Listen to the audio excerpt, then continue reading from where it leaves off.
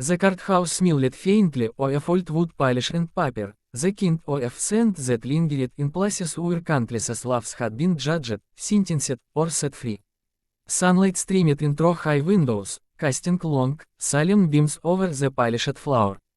Daniel Morris sat at the defendant's table, his rough hands clasped tightly together, the gross stains on his knees a stubborn reminder of the mechanics shop he'd paid 20 years of his life into. His blue work shirt, ironed but worn at the elbows, stood in stark contrast to the sleek suits worn by the prosecution. He looked like a man already exhausted by the weight of the system, his eyes darting nervously between the stern judge on the bench and his daughter seated beside him. Judge Hardwick presided like a stone statue come to life, broad shoulders, silver hair combined to perfection, and an expression that rarely shifted from its default setting of cold authority. Everyone in town knew his story, a decorated war veteran, paralyzed from the waist down after a car accident 15 years ago. His wheelchair was as much a part of his prisoners as the gavel in his hand, and no one had ever dared joke about it until today. The trial had been leaning heavily against Daniel from the start.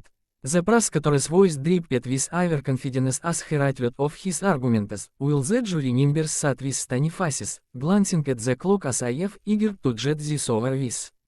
Then, just as the prosecutor finished a pointed remark about Daniel's questionable character, Lily Morris, Daniel's 17-year-old daughter, stood up.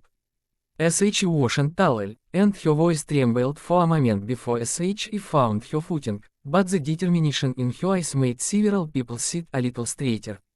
"Your Honor," she said, loud enough to echo against the wooden panels, "let my dad go and I'll make you walk."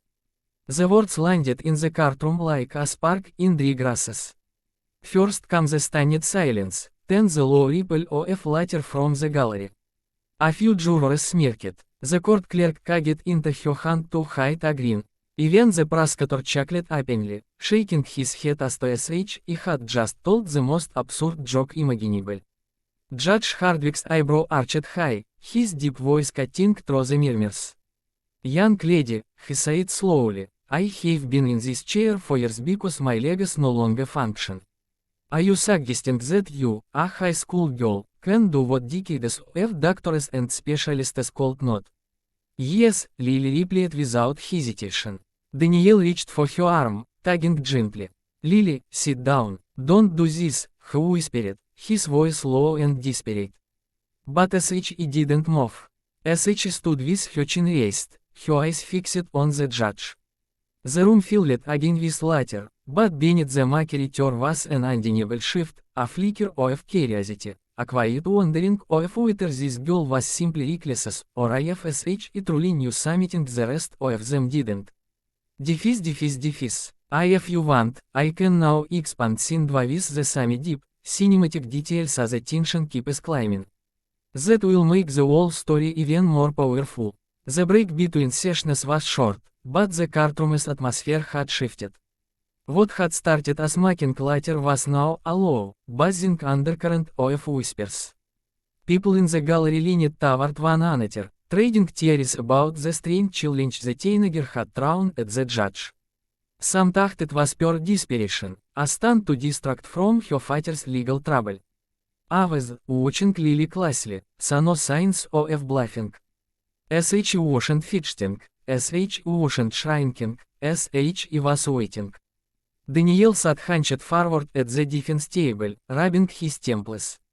"Lily," he murmured, his voice rough from both fear and fatigue, "you don't know what you're doing.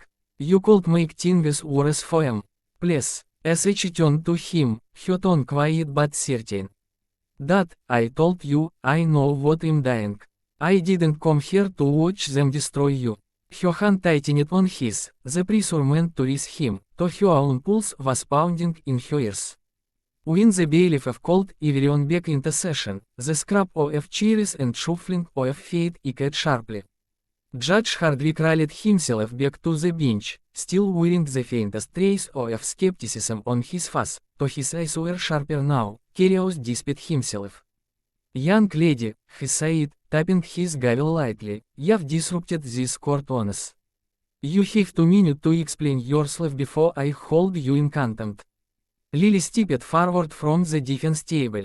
Her steps were steady, deliberate, as SH moved toward the raised platform where the judge sat. I don't need 2 minutes, SH said, stopping just short of the bench. From her backpack, SH pulled out a small black pouch and placed it on the polished wood with a quiet thump. The room leaned in as SH unzipped it, revealing something that looked like a cross between a sleek metal brace and a piece of advanced sports equipment. Wires trailed from its hinges, ending in small safe pads. My mom, Lily began, her voice deepening for a moment as the memories flickered in her eyes, was a physical therapist. SH believed in finding movement where I was none. Before SH did, we worked on something together, something that could detect and amplify the smallest nerve signals, even in people told they'd never walk again. SH held the device upside on cold sea. I finished what SH started.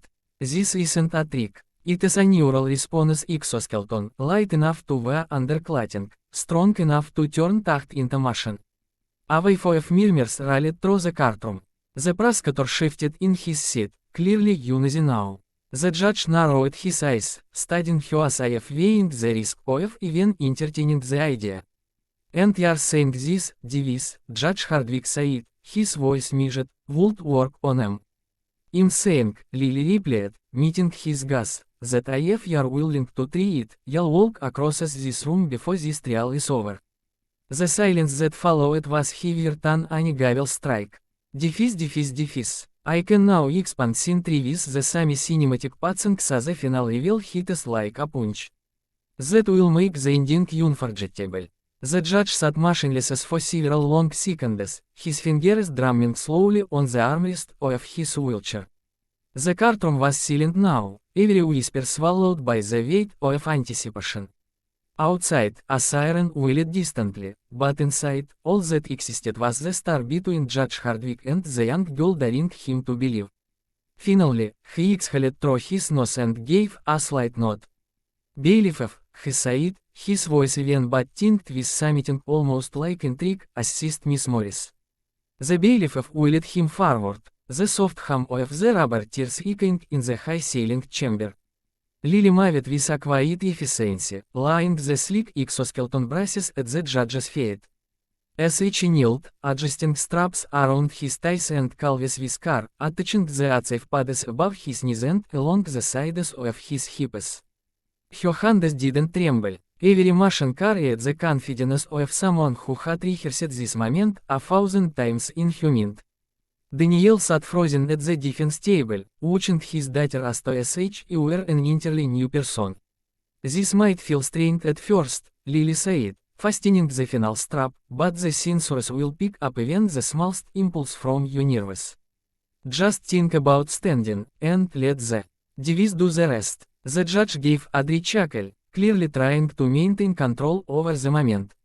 You do realize, he murmured, that if this doesn't work, you'll be making a fool of yourself in front of a federal courtroom. I'm fine with that, Lily replied simply, meeting his eyes. Are you fine with finding out you were wrong? A faint smirk tugged at the corner of his mouth, the first genuine expression of amusement anyone could remember seeing from him in years. Very well, let us see your miracle. The room held its breath. The judge gripped the armrests of his wheelchair. For years, his legs had been nothing more than an unmoving weight beneath him, but now there was something. A faint tingling, a pull. His brow furrowed as his focus sharpened, the hum of the exoskeleton responding to his intent. And then, slowly, shakily, his knees bent. His weight shifted forward. The bailiff instinctively reached out, but Judge Hardwick waved him off. With a slow, deliberate motion, he rose. The gasps came first, soft, disbelieving. Then the sound of a chair tipping over in the gallery as someone stood in shock. The judge took one step, then another, each one steadier than the last. By the time he reached the far side of the bench, the courtroom was on its feet, their disbelief melting into thunderous applause. Hardwick stopped, his face unreadable for a moment. Ten he turned, looking directly at Lily and then at her father. Cass dismissed, he said simply, his voice cutting clean through the noise. Daniel's head snapped up, his eyes wide. Lily's shoulders sagged, relief flooding her as her father pulled her into a crushing hug. The judge, still standing, rested one hand on the bench. Miss Morris, he said, a hint of warmth in his voice now. After court, I'd like to talk about that device of yours. I believe the world needs to see what you've just done here today. And as the gavel fell for the final time, the inner room understood, this wasn't just a courtroom victory. It was the day a mechanic's daughter made a man walk, and chunked both their lives forever. Defis. If you want, I can now give you title, description, hashtags, keywords, and a disclaimer for this story site is ready for posting anywhere.